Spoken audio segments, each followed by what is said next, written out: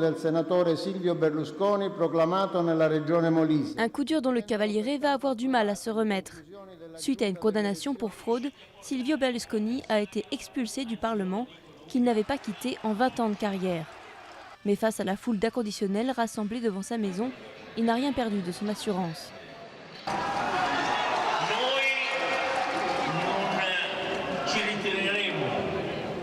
Nous n'allons pas nous enfermer dans un monastère. Nous sommes là, vous êtes là, et on va tous rester là. Difficile de faire des pronostics, car malgré les défaites et les scandales, Berlusconi est toujours jusqu'ici revenu sur le devant de la scène. Il y a 2 ans, il démissionnait de son poste de Premier ministre, laissant un pays au bord de la faillite.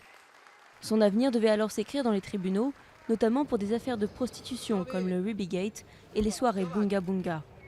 Mais il revient en 2e position aux élections de février, encore soutenu par une dizaine de millions d'Italiens, soit un tiers de l'électorat. Pour beaucoup d'électeurs, il incarne la corruption de la vie politique et suscite une haine viscérale. On a réussi à mettre fin à 20 ans de fascisme. On peut très bien aussi mettre fin à 20 ans de berlusconisme. J'espère ensuite que l'on deviendra un pays adulte. Le milliardaire va désormais pouvoir se consacrer à ses nombreux procès et appels. Suite à sa condamnation pour fraude, il devrait effectuer en 2014 des travaux d'intérêt général. Il lui reste son empire, 3 chaînes de télévision, des journaux, les éditions Mondadori, mais aussi, cerise sur le gâteau, le Milan AC, équipe championne d'Italie en 2011. Et il a bien l'intention de peser encore en politique à la tête de son parti refondé, Forza Italia.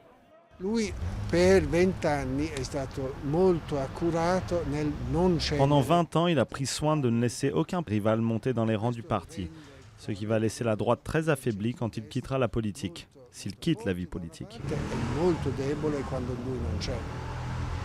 À 77 ans, Berlusconi a toujours recours aux mêmes recettes qui lui ont réussi toute sa vie. Humour potache, cheveux teints et combativité à toute épreuve.